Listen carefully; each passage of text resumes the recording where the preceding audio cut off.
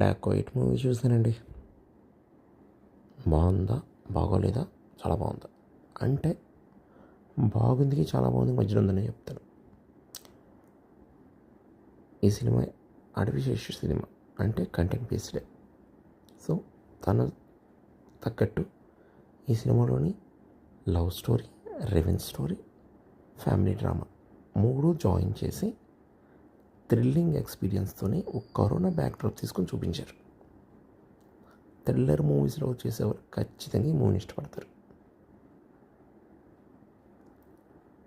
ఈ సినిమా కథ విషయానికి వస్తే హీరోయిన్స్ లవ్ చేసుకుంటారు.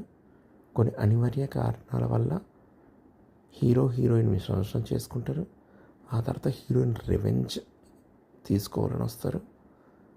ఆ తర్వాత నిజాలు తెలుసుకొని ఇంకా అక్కడ నుంచి మరి నేను చెప్పకూడదు, మీరు సినిమా చూస్తే బాగుండదు.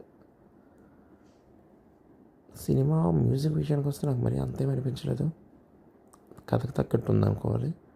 బ్యాక్డ్రాప్ కూడా కథకు తగ్గట్టు ఉందని అనుకోవాలి. ప్రకాష్ రాజ్ క్యారెక్టర్ మర్చిపోయినది, అదే కీ క్యారెక్టర్ సినిమాకి.